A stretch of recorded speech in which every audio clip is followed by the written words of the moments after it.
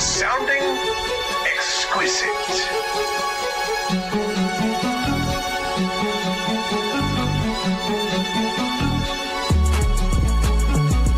Oh shit, we back again. What's up, what's happening? Come to the party and bring a friend. Fuck it, I'm bringing 10. Ooh, trying to chat a 10. Big boy trying to chat a 10. She said I was catchy. I said, yo, tap him in. Touchdown! Double cup, wow, I stuck smile when I puff loud. I touch clouds, catch a touchdowns in my mind now, cause I'm zoned out. On a porch couch in the Zod cloud. 2 coughs and I'm back now. 2 coughs and I'm packed out. Somebody give me a drink before I gotta sit down. I'm making hits now with a... What's up, everybody? It's your boy, Riley Puddin Peters, coming to you live with the doctor, defensive backs quality control coach, Preston Rowe. This is the Trash Talk Tailgate, and we are coming to you live after week 1 of college football. Football has officially returned. We are in the new season, full tilt. Everyone's got games under the belt now. We've seen people play, quarterbacks fail. I mean, a lot of great games, though, man. This Saturday slate that we are coming off of was, I mean, it was sick.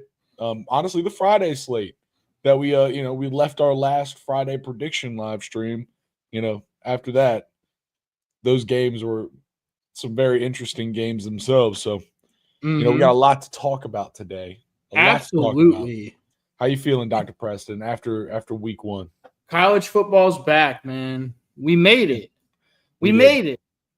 We made it all the way through the offseason. And we've still got some bangers today. That's true. It's not over. Matchup. It's not over.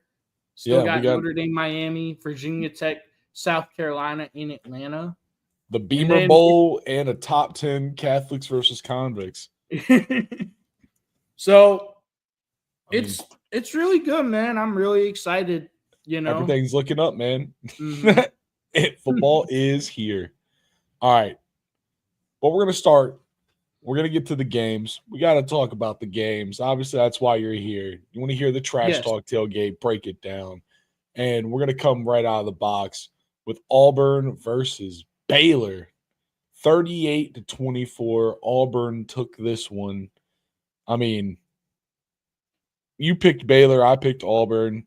Yeah. Who really knew at the end of the day? Like, these are two teams that were just complete question marks.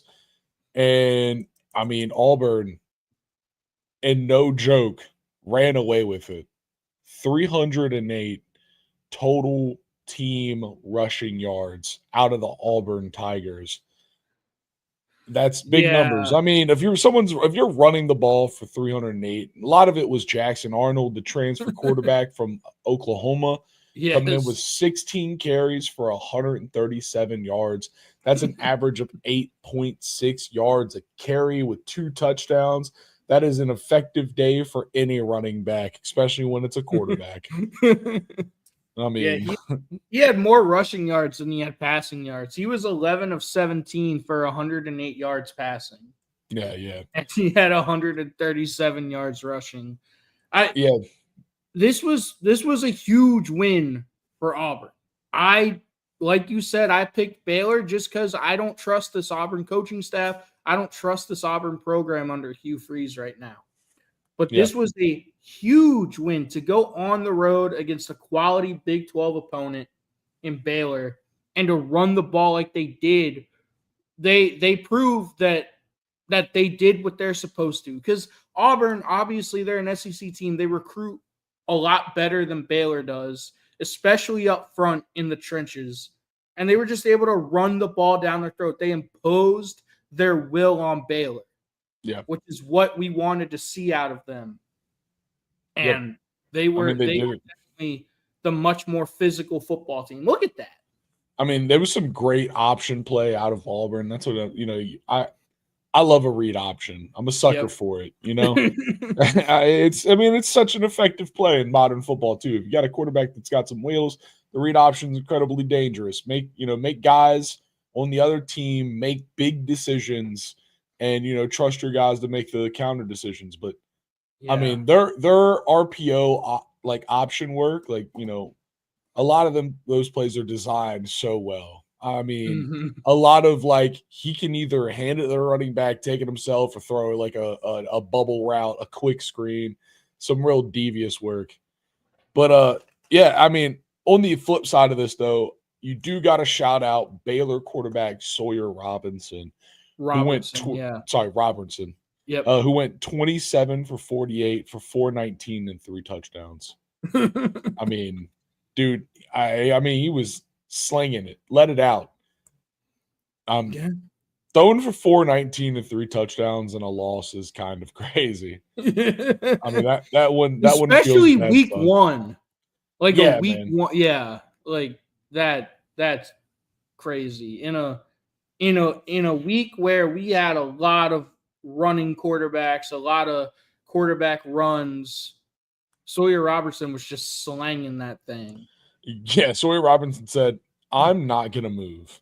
And he really embodied that. Auburn's defense picking up 4 sacks against them, 5 total tackles for loss. I mean, he really said, "I'm not going to move." But this Auburn team, man, I mean, that's a great play design. Yeah. Listen, when They you're were taking something like gashing that, them. Gashing them. I mean, line up, bring a motion. Is it's that all no, midfield? Damn, it's all about eye candy. it is. Like look at how the linebackers, they just naturally flow with the motion because they think it's a handoff. It's all about just getting that little separation for Jackson Arnold to run through that gap. Look at the linebackers. Look at how they flow. I mean, yeah, and it seemed like this, like they tend to use those gadgets, those jet sweeps. You know, they tried a lot of that stuff throughout this game. Yeah. Auburn Tigers did, and this is why you have these play designs, man. Why do you run jet sweeps 3 times a game? So in the fourth quarter, when you have 4 minutes and 39 seconds left, and you know it's 4th and 1, you need to hit a big play. You show a jet sweep, the defense reads it, and your mobile, agile, hostile quarterback can get one right up the middle for a tutty and a game sealing touchdown. Run that back, Riley. Absolutely. Yeah, run that back. Well, just here. Right after this, yeah. So, yeah. Look at number 25. I just want you to watch number 25. Look at how out of position he is. Like he just runs with the sweep. Yeah, then look at these backers here. Look how they flow. Why are these two dudes? These dudes should not be this close together. No, they're all in the same gap. There's nothing about these two guys. They should not be hip to hip. No. And I mean, that's it. Look at that, dude. I mean, you see the lane. These two dudes had to stop and readjust themselves. And Jackson Arnold, he isn't, RG3, he's not Lamar Jackson, but he's fast enough that if you're a linebacker that's scraping and you got to stop, reset, and come back around, he's going to beat you. They're out of position. Oh, yeah. And 25 can't even catch him because he ran across the field. He's too tired. By the time the play actually went, 25 he's like, I've ran the entire length of the field sideways. Yep. Nah, that is a beautiful play design by Auburn and Hugh Freeze. And they played big boy football. They went on the road. If you can go on the road and have a great running game, you're always going to have a chance to win. Yeah, I mean that's I think you said the perfect thing there, man. They played big boy football. Mm-hmm. Now, like I said in our prediction stream, I picked Auburn to win this because I believe that this is the exact kind of game that Auburn is going to win in a season where they're going to have a lot of mediocrity, because I feel like to win this game in such a handedly way, there's some great play designs, and that could be everything Hugh Freeze has up his sleeve. Beware, folks. That's the problem. The thing that you worry about if you're Auburn is you have these great receivers. You have Cam Coleman, who's a true sophomore. He was a former 5-star receiver. You have Eric Singleton that you got from Georgia Tech, who you're really excited about. Cam Coleman had 1 catch for 23 yards, Eric Singleton had 3 catches for 20 yards. Like, Yeah. your passing game left a lot to be desired. And Yeah. I mean, but when you're putting 308 on the ground, you don't need it.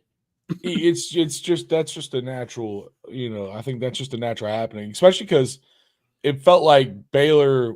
It was a good field position game out of Baylor, and I think that's something that is very important in this because if you run for 308, you're throwing for 108.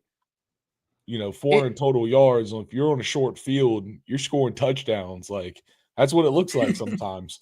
It's not crazy numbers. Why? Because you did the job. Your defense did well. You got a lot of good field position. So you had short fields for touchdown drives. I mean, that's how you play football, man. That's why those numbers look weird. But I get your point. People are selfish. Everybody wants No, their I mean, numbers. I'm just talking about just looking ahead. You've got Ball State. If you're Auburn, you've got Ball State and South Alabama coming up. Obviously, you'll be able to win those games, we think. But then you've got at a homecoming for Jackson Arnold at Oklahoma. Like you're gonna need to be able to throw the ball better than you did in this past game against Baylor. Going into SEC play, you need to be able to consistently throw the ball. Yeah, I mean, a lot of teams are going to key on you doing the read option. I promise. It's a big piece of modern football. It's a hard thing to stop, but the SEC is full of some really good defensive coaches that'll figure a way out. The other thing you have to kind of wonder, just from a Jackson Arnold perspective, Oklahoma, we talked about it a lot last year. Oklahoma, they had a decimated offensive line. They couldn't really do anything on offense. But it also seemed like they weren't utilizing Jackson Arnold's legs and escapability like Auburn did. Yeah. So you just kind of have to wonder, is that a coaching issue over there? Because Jackson Arnold played great. They utilized him perfectly. I mean, they really did. I mean, they had a game plan ready they knew they had a mobile, agile, hostile quarterback. And every time they got a chance to wheel him out, they let it go. So, they definitely had a game plan. I mean, you can see, and I agree with you, man. Brent Venables is a solid defensive coach, but that man's struggled to have consistent offense as the head coach over there at Oklahoma. So I think you're right. Is that a question mark? Maybe we'll see. Maybe we'll see what Jackson Arnold does to him in a few weeks. That'd be kind of pretty funny. Yeah, that I'm excited for that. But yeah, man, we had another banger on Friday. Yes, we did. And I mean, I think this game, it was exactly what you would expect. It was a run the ball fiesta.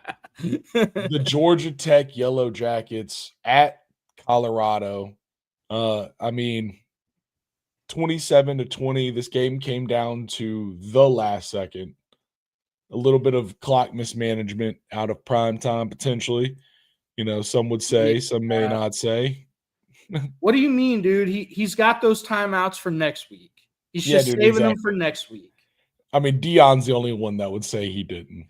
That's some would not say it's only Dion. But yeah, this was a run the ball fiesta, man. Georgia Tech, 320 total yards rushing, 6.8 average.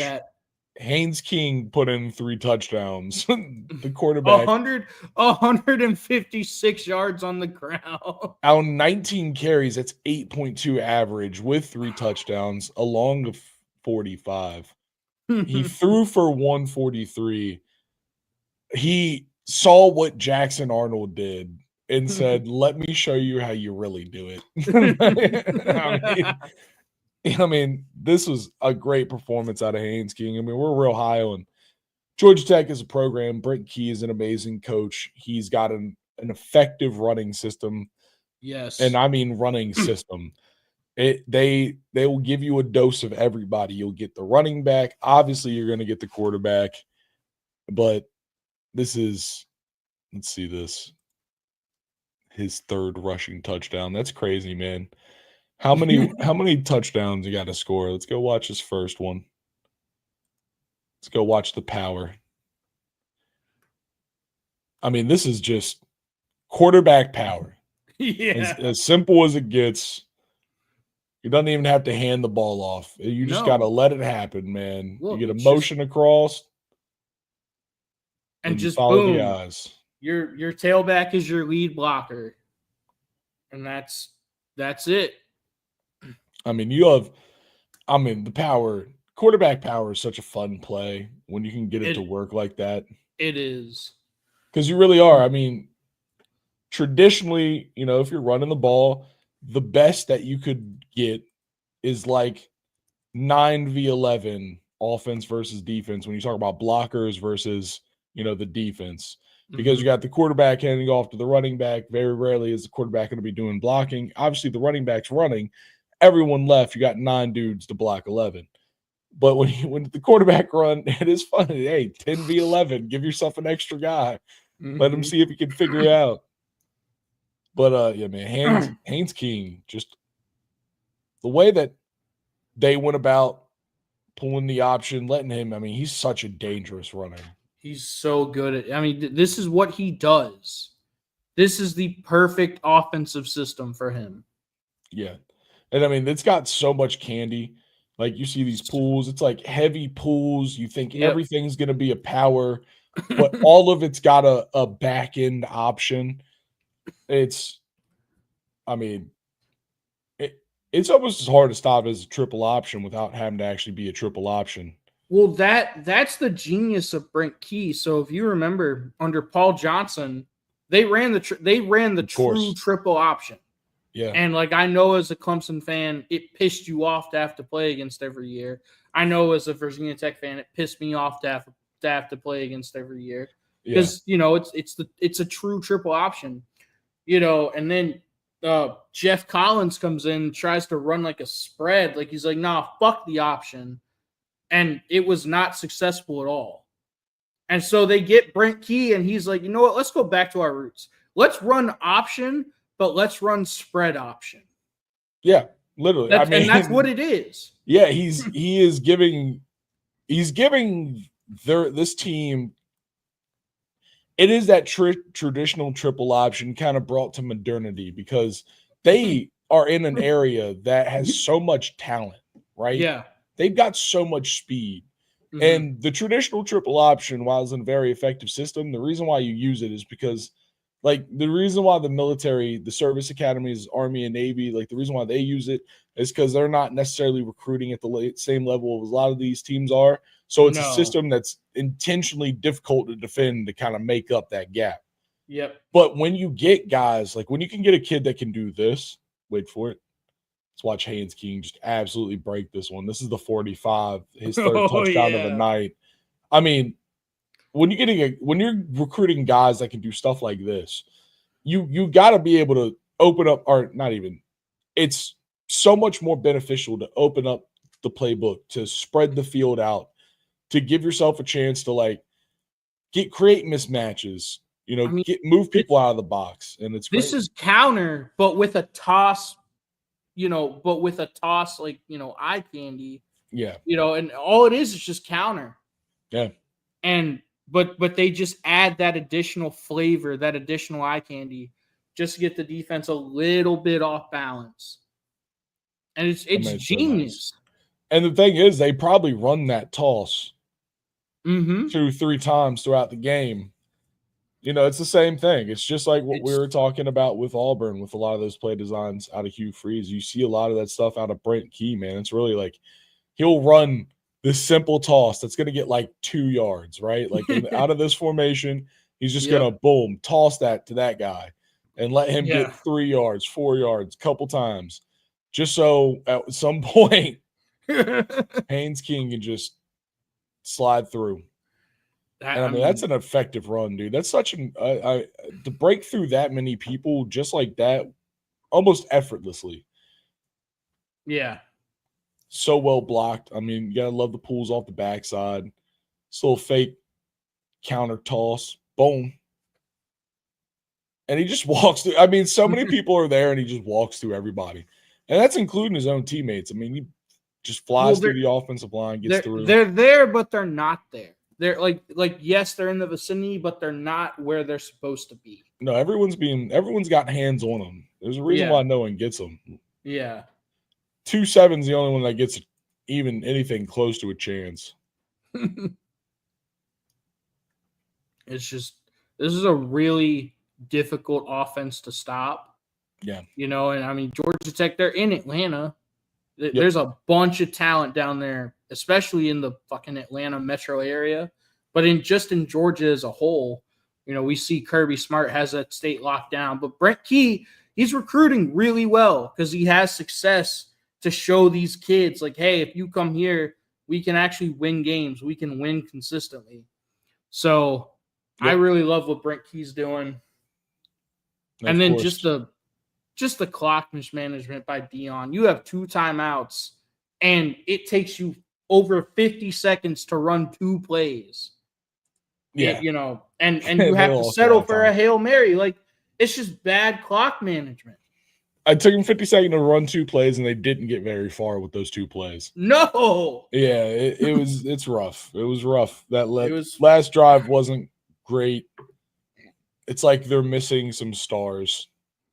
Yeah, it's almost like Shador and Travis Hunter are no longer there. Yeah, it's almost like they got some people that they could, really use right now. Yeah.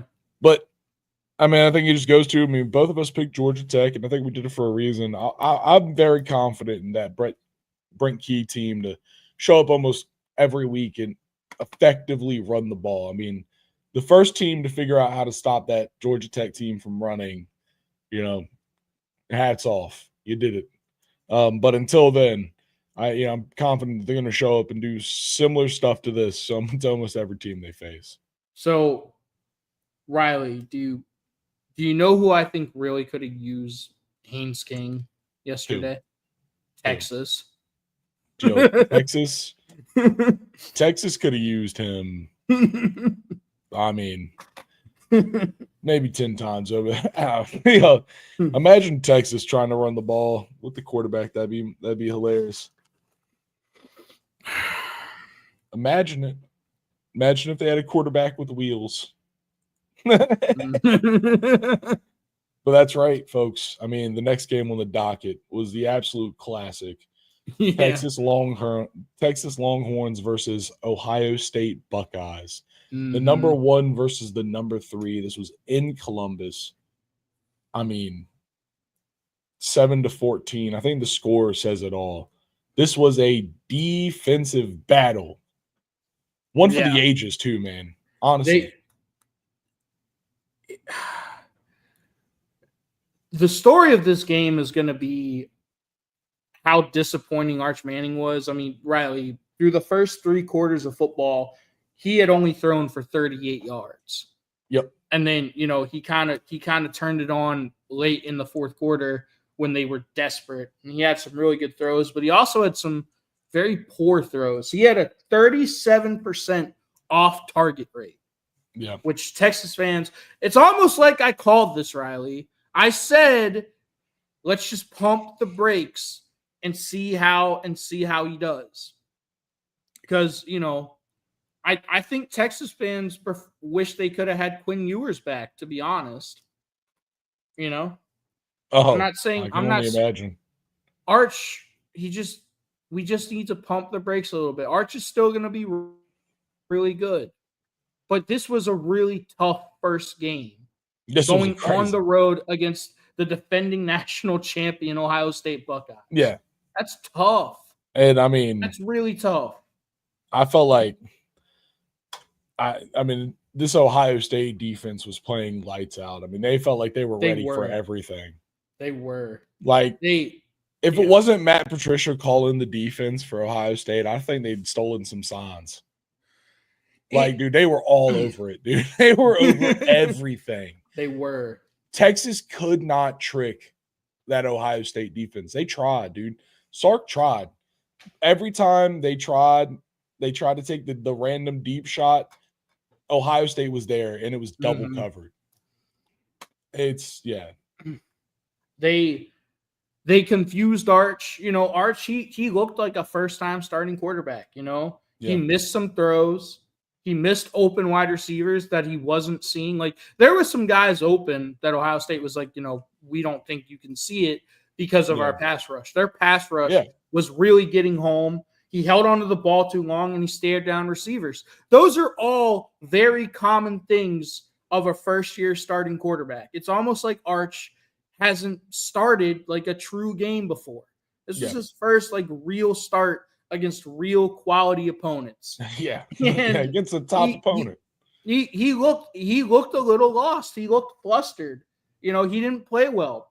I thought Sark did him no favors though. Zero. No. You gave him no chance to get rhythm. I mean, you got a young quarterback, you got to give him a chance to get rhythm. Instead, they opened up relying on a run game that was very obviously flat. Yeah. Ohio State, they weren't traditionally stacking the box, but like by the end of the plays, you could tell that they were sending a lot of pressure into the box. Their defensive tackles played really well. They did. I mean, dude, both the defensive lines, both the trenches, the trench battle in this game was very, very fun to watch. I mean, it was when the offenses figured it out the couple times, the 3 times exactly, they all figured it out. Like when they figured it out, they had some fun plays, but the defense, both defensive lines, both the linebacking cores too, and Ohio State secondary was playing lights out all night. But I mean, this is a great defensive game. There's just nothing else to say about it. It's that simple. Like they brought everything they could. They put as many wrinkles in. They knew that Texas was going to try to, take this young quarterback and, work him into the game plan. And they were ready and they thwarted it, dude. They put their foot down. They said, no, you're not going to get to. I mean, we all know Arch Manning, he supposedly is a great athlete. Like, they kept him in the pocket. They didn't give him any rollouts. They didn't give him any play action boots, like, just easy, simple throws, simple reads. Like, if it's there, throw it. If not, run it. Yep. I thought Sark did a really bad job of that. Yeah. And the Texas wide receivers, they didn't really help them. They couldn't get separation against those great Ohio State DBs. Sark, he's the supposed offensive genius. Why can't you scheme some guys open? Like, why can't you scheme some guys open? Like, you see what they're doing. And then the other thing that I really want to talk about, Sark has now had a really bad history of this, of going for it when you just take the points. They had 4 turnovers on downs, Texas did. 2 of them were in the red zone. They had 2 red zone opportunities that they came away with 0 points. Yeah. And it's amazing that despite that, they still had a chance to drive down the field and tie the game up. Yeah, no, I mean, they so the very first 4 and out, it was like they were on like the 1-inch line. And so like that one I get. What I didn't get is they went for a tush push. Yeah. After the Ohio State defensive line had just been smothering, like everything they had done to get to the 1-inch line was like outside. And then so like on the 1-inch, on 4th and 1 foot, you're gonna go for a tush push on 2 defensive tackles that have been eating your offensive line's lunch all night long. I was like, what the fuck? I get going for it. Pick a good play. Like let's think about this. Come on, man. Let's not just. They hurried to the line to tush push, and it got just like stopped. It was crazy. You knew, like as soon as you saw it, it's like, oh, that's not going anywhere. Because I don't know if Sark remembers this. They literally did the same thing last year in the playoff. They had a goal line stand that was then returned for a touchdown by Jack Sawyer. But Texas tried to run the ball into the teeth of that defense. Yeah. And they couldn't do it. So why not get Arch on the perimeter? Why not run a boot or a naked and give him a read? You either throw it or you run it. Yeah, dude. Like, why not get some eye candy going like we saw with the jet sweeps? with the quarterback power. Like, why not do something like that? Arch, you're this supposed offensive genius. And I think Sark Sark let Arch down tremendously yesterday. I mean, yeah. And I will say, to flip side this whole thing, I is unimpressed with, Arch and the Texas offense is like I was finding a lot of the same thing about that Ohio State offense too, man. Like Julian Sayin looked good though. He was on time and on target. Sure, kinda. Yeah. I mean, yeah, he looked better than Arch. Yeah, did he? I thought he did. He did. He didn't have as many lazy balls as Arch. Like, there's a lot of Arch throws that you're like, oh, but at the same time, like he only threw the ball 20 times just in general. So they really tried to run the ball. You could tell they were trying to establish the run, and really it didn't pick up into the second half. CJ Donaldson had a really good game for what it was. Just in the second half, he picked up hard-earned yards against that Texas front. Yeah, he spent a lot of the first half just kind of getting shut down. In the second half, when he started getting his legs under him, I mean, it was real effective, man. I mean, he only ran for 67, but a lot of that was late, and a lot of it was good. I mean, hard fought, hard earned run. Yeah. And so, taps out, hats out to that. But I mean, this was just a defensive battle on both sides, man. Both these defenses showed up to play. Think about this, Riley. Ohio State had 203 total yards of offense. Yep. 200 yards of total offense. And they won this game. Yeah, dude. That's what I'm saying. It's like, and that's kind of what I was saying with the Auburn thing, where you get a lot of short field, man. Sometimes the numbers are a little weird, but I don't know. There was a lot of stagnant offense in this. I think there was a lot of 3 and outs. It just, both of these offenses have got some tuning to do. Oh, yeah. And I think both of them may be better when they're facing a less talented defense. Wait till we see them against someone else. Because that's the thing is, like, you're seeing this with these top teams when they're playing each other. Like, these are 2 top teams. Of course, the offenses look kind of terrible.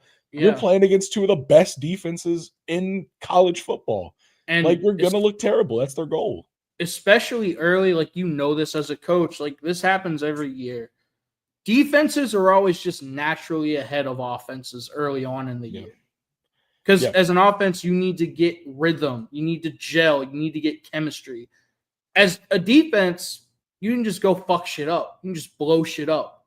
Yep. And that's you can play fast. Like, it doesn't matter. You need to know the scheme, but it's a lot easier to go out and start fast as a defense. For Does sure. that make sense? Yeah, and the scheme, you can make the scheme super simple as a defensive coach. I mean, you can literally, you can have it down to the guy being like, you go, you stay. Yeah. And you can be pretty effective. That's what LSU did. We'll get to that later. For sure. Yeah, we gotta get there soon. But just in the last bit, I think that's what it is. Everybody that tuned into Ohio State, Texas, they saw a very, very gridiron defense football game. And it was fun to watch, man. It was very, very fun to watch. I love defensive battles, man. I love slugfests on defense. It's awesome. Absolutely. Yeah, it's great stuff. All right. So we're going to move on. But before we get to our next game, we do have to bring in something of an expert on the topic that we're about to get to. So the next game that we have, of course, is going to be Florida State versus Bama. And to talk about this game, we're going to bring in none other than the copious mind. What up, dude? What's up, Jay Sean? Can you hear us? He's got a muted mic for right now. Oh. Yeah, he's got it. Oh, he's here. Yep. There he is. We're in. What up, Bubba? What's up? Give me 1 second, guys. I'm gonna change my device. 1 second. Yeah. Okay. You're good. All right. Cool. So we'll start it with the boom. Oh. Okay. Still in Texas. I mean, Texas, they just had so many opportunities to potentially win that game, and they Sark just stayed coming up short. Kind of a theme with Sark, not going to lie. Always a theme with Sharp. Yeah. All right. But Florida State versus Crimson Tide. Now, this was the one. Yeah, this is this is probably like one of the only surprising game of the day. Mm-hmm. Oh, He's back. All right. This was the surprise of the day for everyone. Mm-hmm. I mean, that's all I can say. No one that, was guessing on any of the shows. No one was really picking Florida State for this one. And they came out and showed Alabama the business. I mean, there's no other way to put it, dude. I like Castellanos. I mean, that guy, he went at Boston College, he was pretty good. I was about to say Boston State. No, Boston College, they beat Florida State last year. Yeah, no, I'm just about to mix both of them. But him at Boston College, he was, very effective at Boston College. That was like one where you're like, oh, like, okay, all right, this kid's good. And then him getting picked up and brought into Florida State. I mean, that was such an effective, Florida State in the NIL era and in this transfer portal era, they did a good job in this offseason of going and targeting specific guys so they could come in and run something that they liked. And, I think this was a great showing out of the Seminoles. Well, the other thing, Riley, to your point, they got a new offensive coordinator this year, Gus Malzahn. Yep. And Tommy Castellanos, kind of like we talked about Georgia Tech and Haynes King, Jackson Arnold, and that Auburn offense. He's perfect for this Gus Malzahn offense. Yeah. It's very much kind of like Diego Pavia and Vanderbilt. And we saw what kind of trouble they gave Bama last year. It's very similar to that. Tommy Castellanos, shout out to him because he talked mad shit about Alabama. Dude, he was ready. Dude, he's been talking all season. Facts. He's the kind of swagger quarterback you want in college football. I talk about it a lot, man. College football specifically, there's just something that swagger can do for you, man. We've seen so many quarterbacks kind of get through it with that charisma, and it just seems to come out on the field. And he's a guy that has that. I mean, he had it at Boston College, and he was showing it against Alabama. Like, he was making plays happen. Mm-hmm. Boom. Yeah. Look at that. Just power running, man. Just a toss in the goal line. Get to the pylon, dude. Get a fast running back, get them behind big bodies, and let them score. Yeah, man. Boom. And this Alabama, yeah. Can I just say, man, it's good to say the Noles are back, man. Yeah, dude. Yeah, man. I to that point, this game felt cathartic for Florida State because nothing's gone right for them since 2023 when they got snubbed for Alabama. And we were saying on the TTT how unjustifiably wrong and criminal that snub was. Yeah. And you saw it definitely had an effect on the entire program last year. They go 2-10 and they did not look like Florida State at all. This game felt cathartic in that way. They were able to kind of avenge and get revenge for all those demons that have plagued them over the last year. And I think not for none, but it's a great vote of reassurance for our coaching staff. People, including myself, I wanted new guys in there. I felt like last year was unacceptable for a Florida State season, and they came out this year and proved me wrong. So, got to give it to them. I love how well they ran the football. You guys are talking about that Gus Malzahn offense. Castellanos, he kind of reminds me of like Nick Marshall back in the day. If you were at Auburn, but I think he's got a little bit better arm, stronger arm for sure. Yeah. So I'm interested to see how the season goes. I'm interested to see what Alabama looks like down the line because obviously this is a very different Alabama team. Yeah, no, I agree. I mean, this Alabama team just looked weak. I think that's the best thing to say. It just wasn't. It had nothing. It had nothing, man. I mean, 3 yards of carry running the ball. Yeah. 105 yards on 29 attempts. That's not really going to get it done, is it? So no. Yeah, nah, dude. I mean, especially when you're getting outran, when the team that you're playing against, Florida State, put up 236 yards as a team on 5.1 per carry for 4 touchdowns. In a rushing battle, they got outrushed. The SEC got outran by the ACC.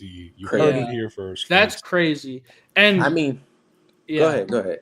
Yeah, you could see early on, I was kind of shocked by this. Florida State, they matched Alabama's physicality. Oh, yeah. And it just...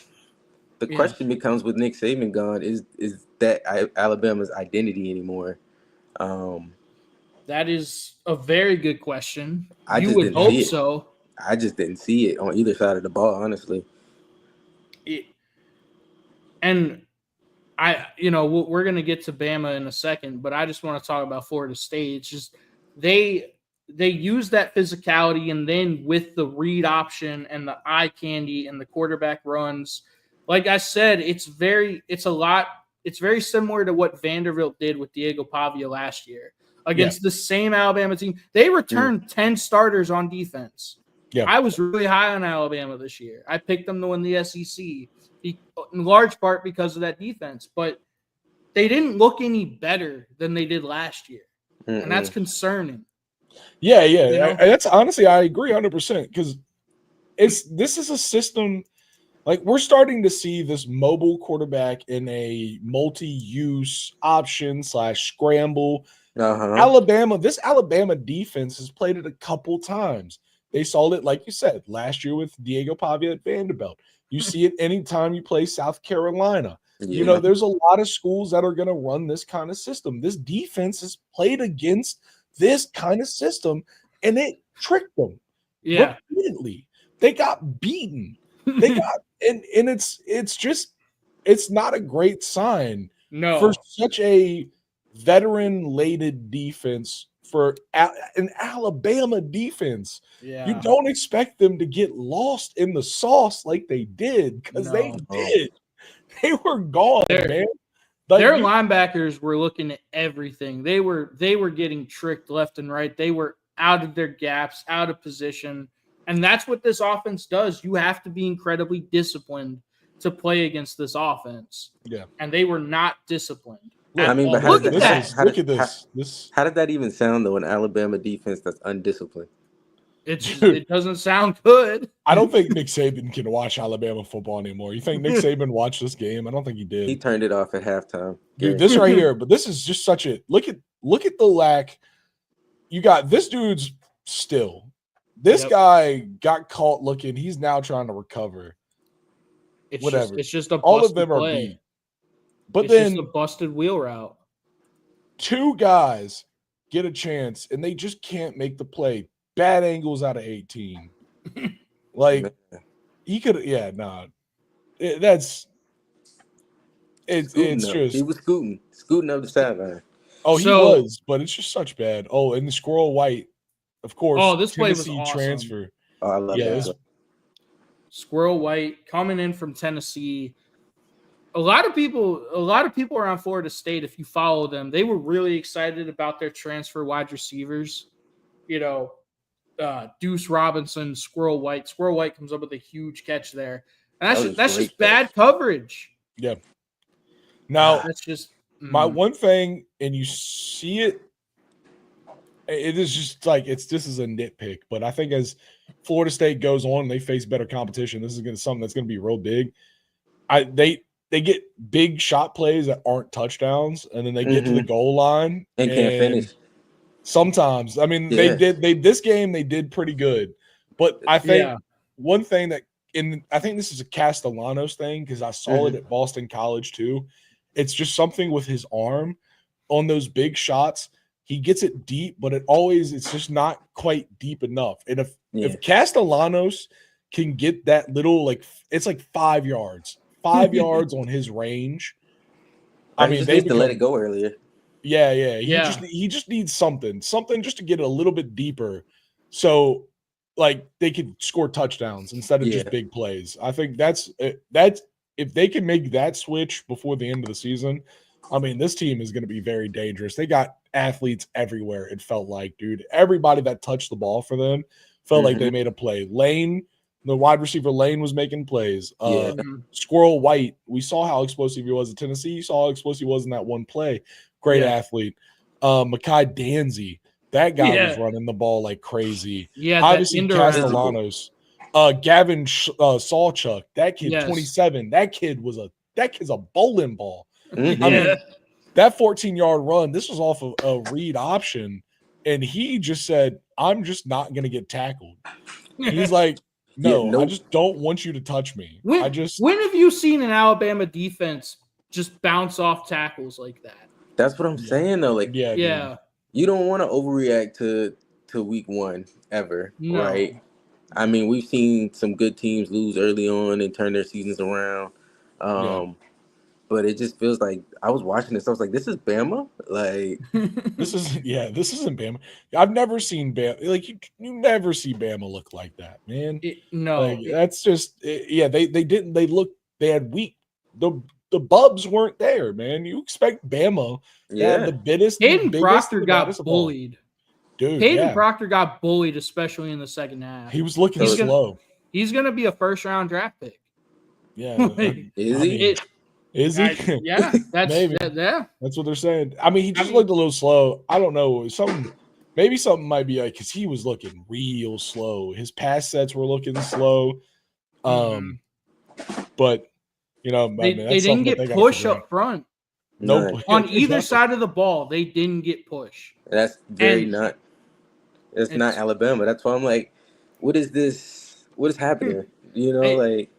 To your point, I want to make 2 quick points. So I thought Alabama, they told you early on what they thought of their new quarterback, Ty Simpson, because they didn't trust him at all. And he didn't play terrible. No, I mean, but I mean, they didn't give him a whole lot to work with. It was very easy reads. It was, play actions, boots, and nakeds, and just a very simple passing game plan, which is what I thought Texas should have did for Arch. Can I make one note really quick? Yeah. Ryan Williams disappeared. He did. And that was the other point I was going to make. Florida State, they played with great effort, especially in the secondary. They had a lot of pass breakups. Yeah. Especially on Ryan Williams. Like Ryan Williams, he did disappear. Honestly, dude, this Florida State defense did great in general. 3 sacks, 7 total tackles for losses, 5 pass breakups. They were all over the field at every level, man. They were working their tail off, dude.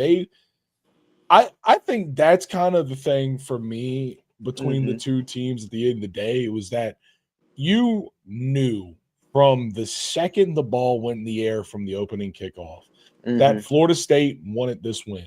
There was not a second that I watched Florida State that I was like, oh, this team doesn't want to win. They were, dude, big dog straight from Alabama reporting many gunshots last night in the trailer park. A lot of gunshots in the Alabama trailer park. That's all I heard. They don't know how to handle it. This is the first time Alabama started 0-1 in 24 years. 24 years? Since 01, dude. 24 years. I don't want to make the joke I'm going to make, so I'm not going to make it. But but Florida State, they wanted to win, dude. It was a home game. That crowd was fired up. That's the most enthusiastic I've seen the Tomahawk chop in 2 years. Seriously. I know the whole city of Tallahassee is going crazy right now. Yeah, but the energy, just watching the game, it was one of those games where you're just watching and you're getting goosebumps. I couldn't imagine actually being there, but just hats off to Mike Norvell, to Florida State, their coaching staff. They put that team in a great position, and whatever is going on with Alabama, obviously that is going to be seen in coming weeks? Is this a full-on Alabama implosion? Who knows? Is the Crimson Tide just actually a little bit of a wave? Who knows?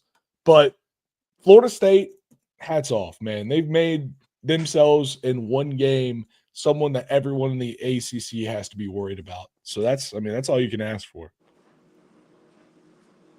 It's crazy, man. Like I said, this win was cathartic for the entire program. They needed this.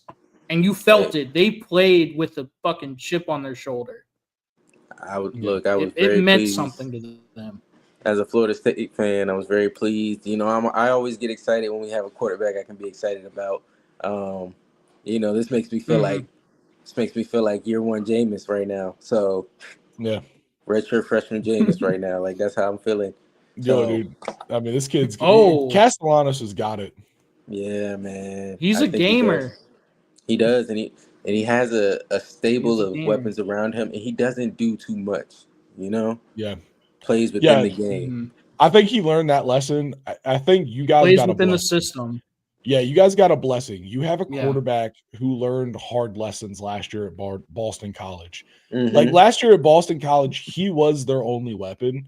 So he spent most of his time doing too much. Exactly. Now he's I'll just sit back, get the ball to who I need to when I need to run. I run. They lost a lot of games because he was trying to do too much, and you can tell that he learned. So y'all got, that's, if you're going to get a transfer quarterback, that's the one you want, man. The one that's learned a lesson. Absolutely. I agree 100%. No, we haven't talked about that, big dog. We're about to talk about that. But that's where we're going. To next. Morgan's point, y'all want to hear a fun fact about Alabama? What? So under Nick Saban versus unranked teams, Alabama was 119-1. And under Kalen DeBoer versus unranked teams, they're 6-4. Nuts. It's not the same, dude. Kalen DeBoer is just not the same. And it's he's not a even great coach, but he's not the GOAT. He's not the same, dude. He's not the GOAT. Nobody's the GOAT, though. Like that's. No, that's what I'm saying. Yeah. There was going to be a drop off. Okay, but to be fair, I think Florida State's a ranked team next week. Yeah. And I bet you they clock in at 23. And I don't think Alabama's an unranked team by the end of the season either. Nah. I agree. Yeah. I think both teams get better from here on out. Yeah, no. Alabama, if Alabama doesn't crucify Kalen DeBoer first. we gotta let him get through. Make sure they hate that man. Yeah. They're gonna burn him at the stake. Oh my goodness. And Florida State's in such a great position too. If you look at their schedule, next thing they got is East Texas A&M. Obviously, that's cupcake game. Then they got Penn State. Sleep on nobody. I don't sleep on anyone, but they call them that for a reason. All right, you bring these teams in just so you can see how good your offense works, or is whatever. They're these games for a reason. Then you got Kent State. Kent State's a dangerous cupcake, but and then Virginia. That's obviously an ACC opponent, but that's the cupcake of the ACC. I'm a fan. I'm a fan of UVA. Okay, I'm talking shit about my own team. Hey man. Then all of those, you have those 3 games to dial in for a massive matchup. Miami's got to come into Tallahassee, right? And that's going to be a big game. If y'all stay up and you play great through the next 3 games coming into this, I can only assume you're going to come into this matchup ranked. And obviously, we're going to see Miami tonight versus Notre Dame, and we'll see what they look like. But if all of the reports that everyone's judging off of, they're probably going to be a ranked team, that's going to be a big game. It'll be a big game. I don't think it's a must win to make the playoff game, though. I don't think so, but that's your next big test. Right. And so you have 3 great weeks to warm up to your next big test. And I think Right. that is, y'all have such a position because then you play Miami, then you have 3 more games with mid-tier opponents that are going to be a challenge you can't sleep on, but that you should win. Right. You know, Should that, win. and then you lead into going into Clemson, which is your next big test after that Miami game. I feel like the schedule that y'all have as momentum, as like someone that's thinking about like, you know, the ebb and flow of a college football season, y'all have such a great schedule to go into your big tests. Man. No, I mean, look, I'm looking forward to the season. I haven't looked forward to a Florida State season in a long time. Man, I think it's going to be good. Yeah, you know, with the expanded playoff, it's not so much pressure on a week-to-week basis as it used to be back in the day, right? Yep. I'm like, man, if we can get out of the season with 1 or 2 losses, I think we still make the playoff, and I think this team, once in the playoff, can compete with anybody. So we'll see how everything shakes out, though. The one thing I would say is, are you concerned about Castellanos getting hurt? Because he runs a lot. He runs a lot, and he's small, but I mean, listen, dude, you live by the sword, you die by the sword. I mean, it's college football, man. If it was, someone's gonna get hurt. I mean, honestly, I feel like the one thing that we saw from Florida State is they have enough weapons and a unique enough running system that, I mean, if something goes down, they were running a lot of different kinds of stuff. It's not just, you know, not just running him. I'd like to see him get down a little bit more. I know you guys probably talked about Georgia Tech earlier. I watched that game, and Haynes King was slatting on his butt every first down, but dude, he rushed for over 100 yards. He's so good. He learned last year, dog. He was a beast. He got murdered a couple times last year, not sliding. So Haynes King, he gets down. He's a quarterback that's learned a lesson. Bro, I was watching. I was like, dang, that dude gets down quick. Like he gets the first and he's down. Oh, dude, when they played Georgia, he took one against Georgia where he should have slid. And he let one of the Georgia linebackers tee off on him. And I think after that he started sliding. After 8 overtimes, he was like, it's a long season, but yeah, I'd like to see Castellanos slide a little bit more. But other than that, I can't really complain about him running the ball. That's what he does. That's what makes him special. So you can't really take the ball out of his hands in that sense. But as the other weapons start to step up, I think 7 to 8 carries a game max. I don't want to see him running the ball 22 times in a game at all at his size. You should save for your big games like Miami, Clemson. For sure.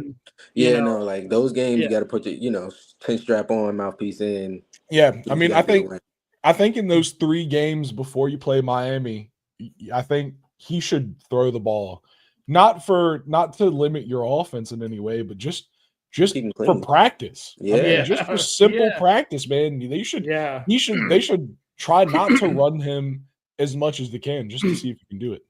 But all right, I think we've given the full gambit. Riley's just at this point, he's just buying time. Let's just go ahead and get to we're here. Yeah, no, that's where we're going, man. It's going right there. Obviously, the battle for the real Death Valley. This one it's in Baton Rouge now for this year. But LSU versus Clemson. This was the other defensive matchup. I mean, this was until the end of this game, until the second half. I mean, this was a defensive slog, dude. This was insane. So yeah, Walmart, Temu, it's Temu Death Valley, apparently. Yeah. That's what we found out. But this game, I mean, listen, it's another one where the final score tells you everything you need to know. 17-10. And these are a number 4 ranked Clemson, a number 9 ranked LSU, 2 amazing defenses. And you saw that. I mean, the defenses in this game were everything. LSU's defensive coordinator was calling one of the most insane schemes I've watched in a while. Yeah. Blake Baker, he had crazy blitz packages, and Clemson, especially in the second half, they were just reeling the entire time. They couldn't get a handle on it. They could never figure it out. And they utilized Harold Perkins like in such unique and crazy ways. They basically used him as a spy in the second half. And that was huge. Oh, that's just a bad throw. Yeah, this was a that bad just throw. awful. That was That was a bad throw. He got a little bit of pressure in his face. I and he mean, just at that point in the overthrew it. game, he's already rattled though. Like, Yep, exactly. That's he's what it seeing is, ghosts. dude. He was he was seeing ghosts. I mean, they were everywhere. Kids see ghosts sometimes, spirits. All right, so yeah, off top, right?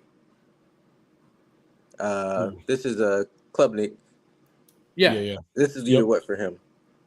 3. This is his third year as a starter. Making throws like that, you can't have that. Trust me. No.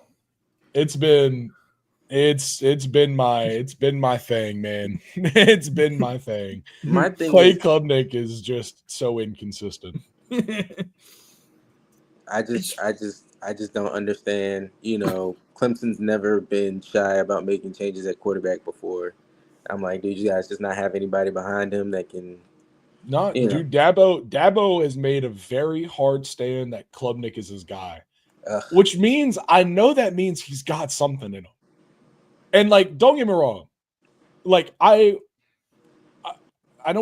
really don't even want to like Klubnik is very inconsistent and has been, but I swear to God, that LSU defense and that scheme that they were running, I have a feeling every quarterback they play is going to be like that. Oh, and absolutely. sure, we need to figure it out, but like, dude, they sent a field corner blitz on 3rd and 7. Like they were running. Harold Perkins was starting on the left side of the offense and finishing on the right side for a sack. Yeah, like, he was just spying the whole time. They were doing everything they could to they would show a 7-man blitz and it would actually be 5, but 4 of the guys in the box would back out and they bring a corner. They're showing like a 7-man blitz, but it's actually like a cover 2 with a corner. Corner blitz. Strong defense is always going to show out early in the season anyway. Offense is going to take a while to catch up. So that's what we said. Yep. But like Brett Baker is a legit DC. I mean, they said a million times that last year he was handicapped because he didn't have guys that he liked. Yeah, they on that telecast, they said that shit about 17 times. Yeah. It was pissing me off. I was like, fuck you. Motherfucker, they took our best defender from Virginia Tech. They took Delane, who had that pick. And Delane played his ass off. He did. No, they played great. Man, Delane, man. Look, one thing about a D coordinator, man, if you give a D coordinator his guys, anywhere, guys that he wants specifically, they'll make something happen. He did. I mean, he did. And so, but, and on the flip side of that, I feel like Clemson's defense also showed out a lot. I mean, if it wasn't for short field off of turnovers, we could have won this game 10-3. Like we could have didn't do them any favors. No, that's exactly. Literally, if it wasn't for our offense, if our offense never touched the field and the defense just played the whole game, besides getting tired, if you take out getting tired as the natural thing of people getting tired, if you just let our defense play against LSU with no offense, like, dude, we could have won this game like 10-3, 10-7. Like, we legit, it's insane. How well our defense played against a team that has so many weapons, dude. Those LSU tight ends are terrifying. Oh my! Can I say that? Yeah. 2 6'7", 240-pound athletic bodies. Are you kidding me? That shit was every time they ran out, you're like, what the fuck, man? They're stuck. What do you do? We have some pretty talented linebackers, and we put them out there, and when we put our linebackers out there, it was cool. But when we put our linebackers to cover their tight ends, guess what they did? Ran the ball up the middle with Durham. Yeah. It's such a mismatch with that team. They have poison. Yeah, they have a very interesting crop of talent. LSU's looking dangerous. And on that fade route, like they put the tight end into the boundary. And if you put a receiver solo into the boundary, that means it's probably going to be one-on-one. Exactly. And it's going to be a one-on-one matchup. The dude is 6'7". What are you supposed to do? You can't cover that. I mean, okay, so one thing I will note, from my opinion, for what I saw, both great defenses. Yeah. There's some really intelligent guys on that LSU defense. Yeah. Sometimes you can have great defensive players, but they don't see in real time what the offense is doing to manipulate them. Mm-hmm. Like somebody on that defense for Clemson has to say something, you know? Yeah. Hey, I'm one-on-one with the giant over here. Like, Yeah. And I mean, we got a lot of faith in our corners. Like we do. We have some, Ashton Hampton and Avion Terrell are very talented, but dude, what are you gonna do when you got this guy? By the way, that formation just in general was crazy. Well, bro, I guarantee you they'll never get that look for the rest of the season. If any team sees them in that look, they're cheating the safety over that side for the rest of the season. Oh, 100%. Did you look at this formation? But then you know what you do? You throw the bubble out to the 4 Literally. wide. I'll take my chances with that. I mean, honestly, I feel that, dude. I'd leave if I was them right now. Like either this guy or this guy shift over. Just leave these guys. Yeah, we got enough studs on the front line. We didn't, right. Chase it inside out, beat a block, but 1-on-1, 6. You said 6'7", right? Yeah, 6'7", man. I don't know any 6'7" corners, man. Nah, dude, there's none. There's none. I mean, look at dude. 75 is a big dog too. I can't remember his name, but I'm pretty sure he's 6'8", 370, number 75 for LSU. And look at, like literally they look like twins right here. Trade like, Green, man. Like, yeah, look, dude. Look how massive that dude is. Yeah, dude. That dude's a big dude against big dudes. But yeah, I mean, I just don't like Garrett Riley's scheme. I think I'm convinced. I was convinced last year. I'm 100% convinced. I just don't trust Garrett Riley as our offensive play caller at Clemson. I just don't trust him, man. He creates whack systems, dude. His shit's whack. It's giving high school, man. Like it's not.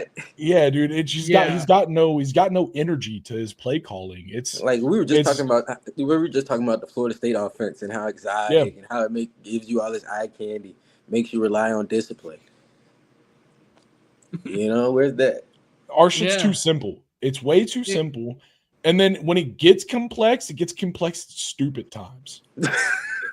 Like there's something to be said about third that. and 1. You're doing dumb shit. Like, why are we like tunnel screens on 3rd and 1? Like shit like that. Never. Where you're like, what? we were. I mean, he comes from that Lincoln Riley tree, and that's my complaint about Lincoln Riley. He's soft in terms of a head coach. His defenses can't tackle or be physical. Bro. He is soft, and he also in big games he gets cute in key situations. Garrett Riley comes from that tree. I hate that. Like you whip those out, when you're feeling good. Second and 7. Second and 7 is when you get cute. Yeah. Like not 3rd and 1 when you need to score, not 4th and 4. Like it's just the timing. If the defense is beating everything you've got and you try a trick play, that just feels like something you saw in a movie. Like that's straight out of the Little Giants, bro. Like the annexation of Puerto Rico, dude. Exactly. Like they're running it, dog. They got it. I would rather a coach run a dive up the middle every play and punt. And try to get cute in a key situation, dude, for sure. And it's just. And can I say something real quick? Of course.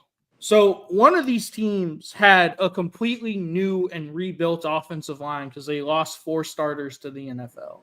Yep. And one of them had 4 returning starters from last year.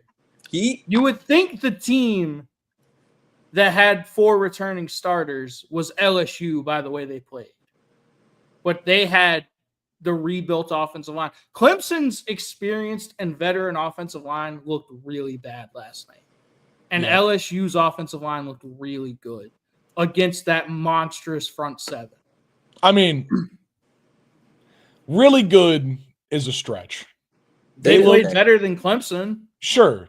But really good as a stretch. Game. They allowed 8 tackles for a loss. Like that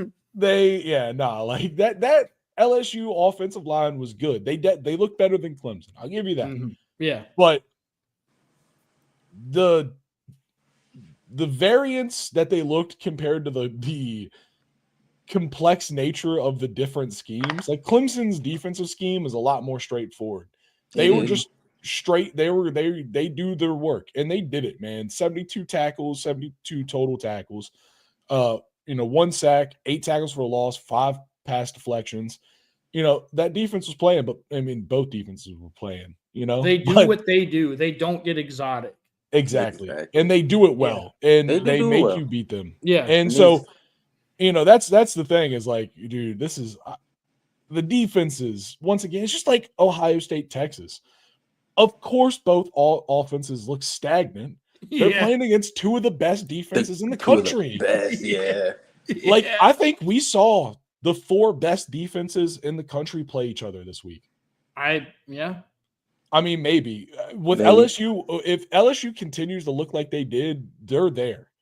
And I think Texas is very good. I think Ohio State's very good. And I think Clemson's defense is very good.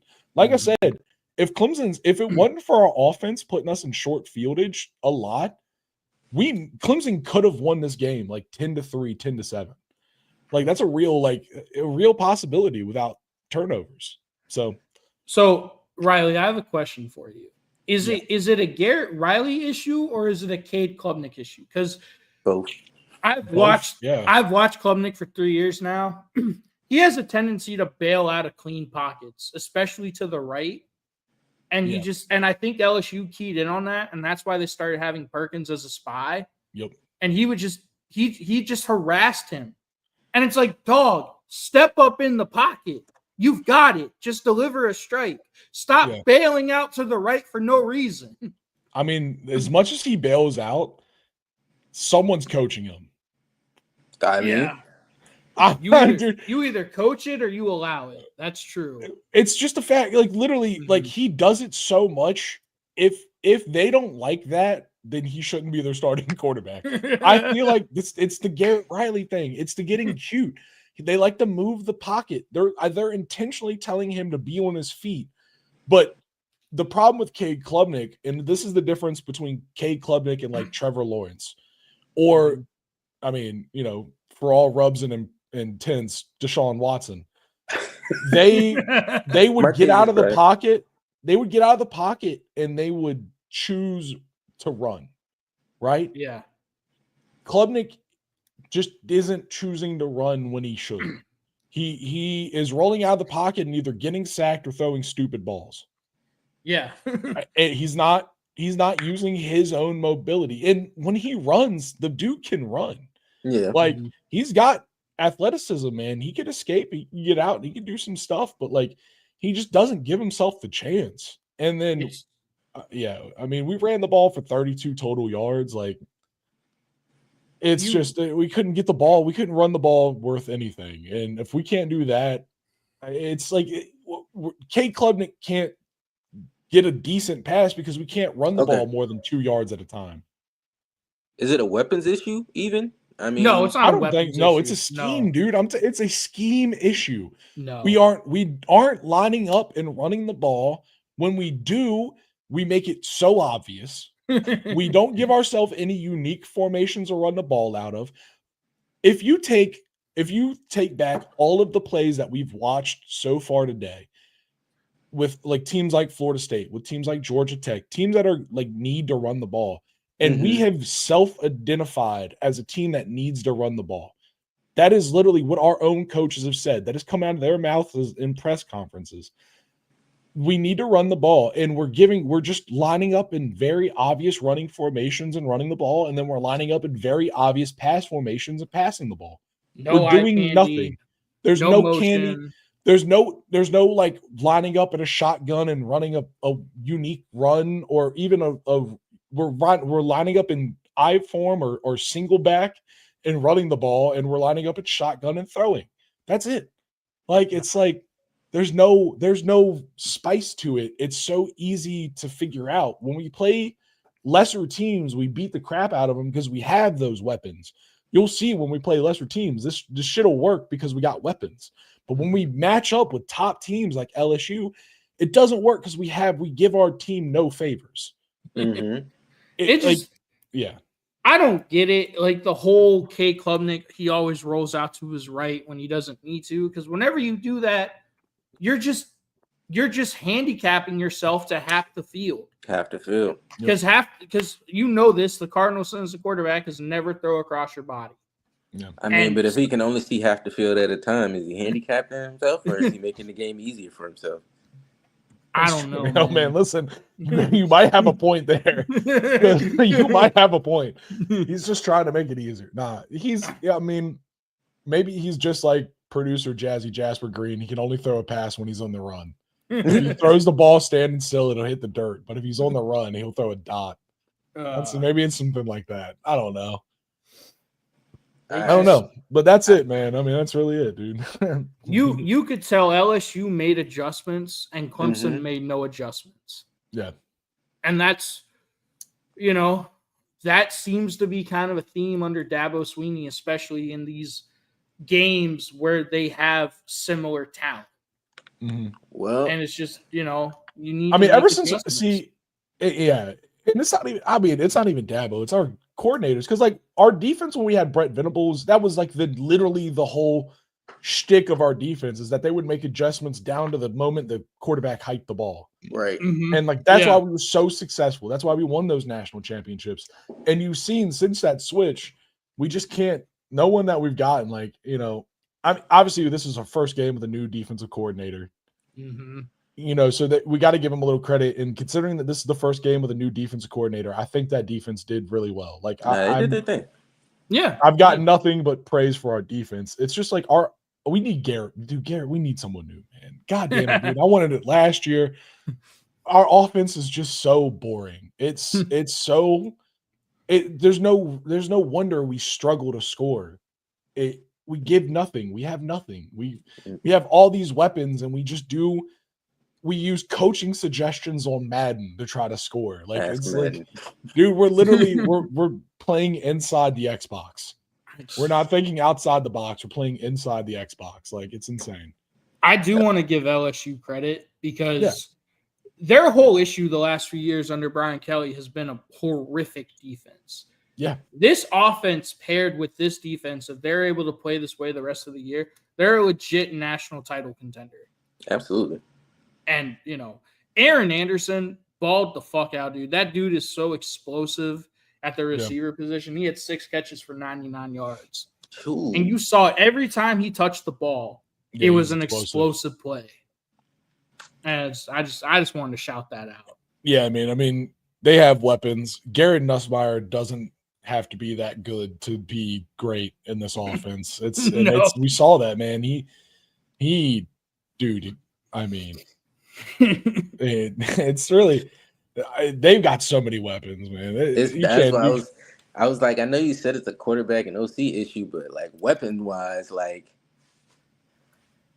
LSU is they're in a different tier. But they would do that. But that scheme that they run is so much better. It is. Ooh, oh yeah. This is a great question. This is true. Yeah. Me and Riley disagree on this. He might be a little bit of a homer. Yeah, I was just going to say, I didn't disagree. I said, I'll take the home field advantage. So everything to me looked like he caught the ball and he got it in the end zone. Like he had firm control once he got into the end zone. And to me, that's a catch. This is a great ball, by the way. Great ball. Great ball. Great ball. You cannot put that ball anywhere better. Yeah, man. That's a perfect ball, literally. I thought it was a touchdown. I thought it was a touchdown. He had firm control until he went to the ground. But he's already in the end zone, so that's already a dead ball. You know what I'm saying? Oh, yeah, that's 6. Easy. It's a touchdown. Yeah. But they ruled it incomplete. They said he didn't have control. Yeah, so because of the way that he went down. So, like, he's got the catch, whatever. It's like the way that he hits the ground. That's why they. So look, he's in the end zone right there because of that. Yeah. Hey man, look, they ended up winning the game. Ball don't lie. Yeah, that's what I said, dude. After it happened, I was like, see, that was our ball don't lie moment. That's what. That's what it was, dude. After it happened, in my head, that's all I was saying. It's ball don't lie. Yeah, I mean, it's one of those where it's like I don't know. It looks like it does look like 6. It looks like it, man. Like if this was the opposite way, if this would had happened to Clemson, I'd be pissed. Now, if I'm gonna nitpick, I wish the receiver wouldn't have gotten pushed so close to the sideline and gave his quarterback just a little more room to work with. Yeah, I agree. It does look weird. The way that the ball fucking hits the ground looks crazy, but you're right. It's like he's crossed the goal line. Yeah. Like he is, but but as a DB coach, that's why I would tell you play inside leverage. Right. Because the sideline is the extra defender. Don't get me wrong. I mean, that's about as good as coverage as you can have. Exactly. Literally, yeah, no, that's a perfect ball. I don't like if you go back and run it where we see like the DB initially. As a DB coach, I don't like how he initially, reacts. I think he stops his feet and he has to recover. But he's got great recovery speed and he's in phase. That's Ashton Hampton. It's our corner. That kid's I think it'll show it here. Yeah, it will. See, he stops his feet.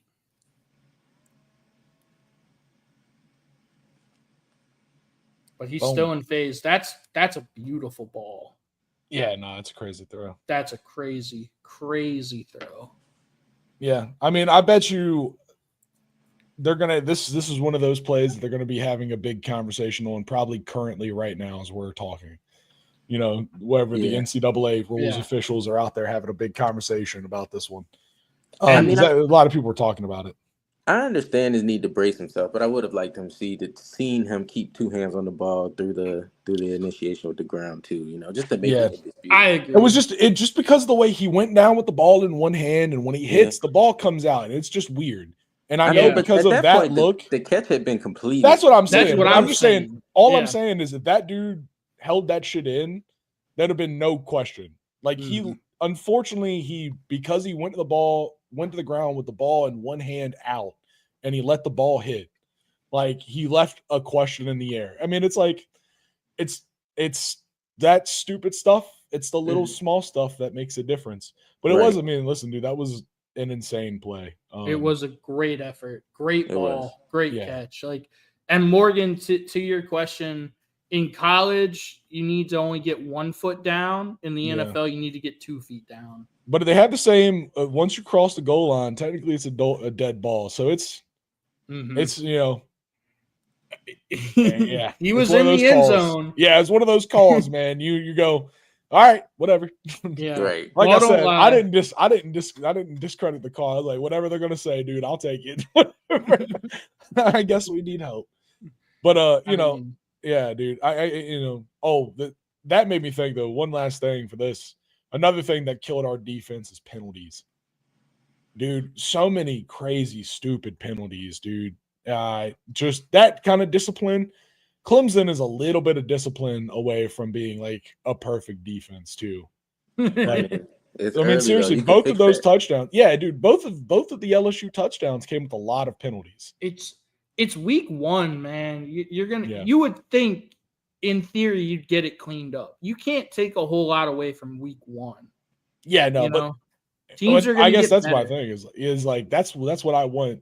That's kind of I think we're in a good spot, I guess is what I'm saying. Is like if our defense cleans up some of the stuff. I mean, dude, the pressure that we were putting was very good.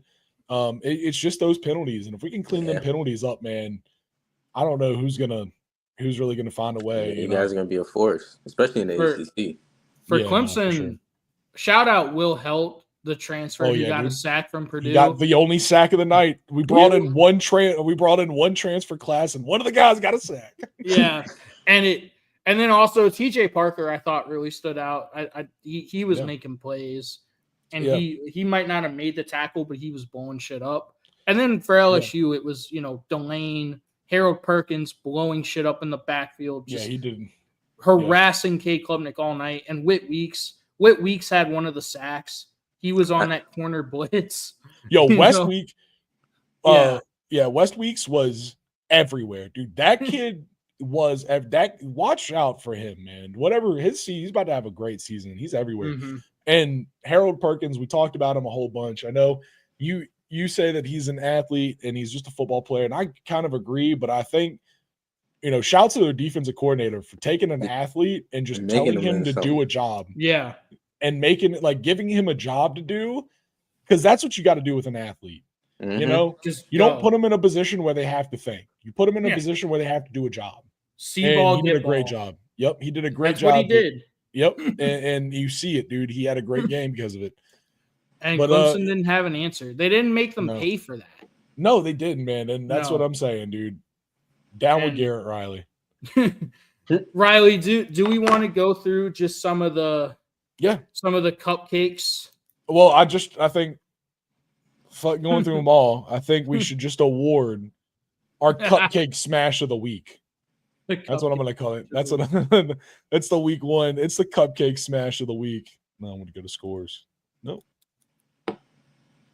And I think we're gonna give it to Florida, who played Long Island University and won 55-0. That's a disappointing score, quite frankly. Not, dude. If you look at the cupcake smashings, not as much of a cupcake smashing this year as typically. So Florida beats LIU. Yeah, Kansas State damn near lost to North Dakota. Yep. Penn State beat Nevada 46-11. Mm-hmm. Georgia beat Marshall 45-7. Georgia did not pull the dogs off that early. They let them go for almost the whole game. I was watching. You made a point, and I agree with you. Kirby typically pulls the dogs off. He did not pull the dogs off this game, and I think that says something about this team. He thinks that they need work. I'm just saying. Oregon beat Montana State 59-13. That was my only other one that was even competitive with Florida, but they allowed 13 points. Florida put up 0. Yeah. Florida gets donuts. And then, that was it. I mean, Ole Miss 63-7. They put up 63 on Georgia State, but they still allowed a touchdown. Iowa State, dude. Iowa State beat the shit out of South Dakota. Yeah. Iowa State had a great game against South Dakota. Rocco Becht has been playing really, really good football. Great. Rocco Becht is a solid quarterback. Dude, they almost scored on their first play. Mm-hmm. It was like a 63-yard. I wonder if they got it. They got to have it. But, oh, yeah, no, it's just all highlights. I don't care that much. But, yeah, no. All those schools, some great, but, the cupcake smashing was not some of the absolute classics that we expect. And I feel like Florida's 55, hanging the goose egg on any team is a great day. It's difficult. So, I am well-versed in every level of college football from FBS to D3, and I have never heard of Long Island University. You never heard of the Sharks? You never heard of the Sharks? Dog, Long Island U, dude. LIU. I could name you every team in the ODAC conference. But I can't tell you. That's because you grew up there. Me too. I grew up in it. No, but LA. I think I've watched them. Pretty sure I've seen them play JMU. That's like some Virginia University of Lynchburg level shenanigans. That's like Virginia State, Virginia Union, some shit like that, yeah. But LIU. They play Coast Guard a lot. Mm-hmm. Which is a D3 team. Jeez. Yeah. It's funny. And they're right crazy? down the road from Coast Guard. We still have more football today and tomorrow. We still have more football. Of course, we have top 10 matchup. As we said earlier, we have the Beamer Ball, Virginia Tech versus South Carolina. That kicks off at 3:00. And then tonight, the top 10, the Catholics versus Convicts in the rankings. Notre Dame at Miami. Can Notre Dame beat the curse of playing in Hard Rock against the Hurricanes? We'll see. But, man, guys, this was great. Jay Sean, thank you for joining us, man. Thanks for having us. It felt crazy to talk about Florida State doing something like they did without having you. Hey, look, we're winning now. I could come out of hiding. It's all good. Yeah, dude. Yeah, now you can come back. Now that y'all are doing good, man, you can come back and talk some more. I feel like there's one more. We got at least one more date. We're gonna need to have you after that Clemson FSU matchup. For sure, definitely be up here. Yeah, we gotta have more of the copious mind on the Not an NFL pre-show. So we thank you for tuning in, brother. Hey, appreciate you guys. We appreciate everybody else for being here from the end. Before we go, just give everyone a quick. It's the Trash Talk Tailgate. Come along and join the tailgate. Like, comment, and subscribe. Thank you for tuning in, everybody. It's been a great episode. But for this one, we're going to clean up and get out of here, y'all. Peace.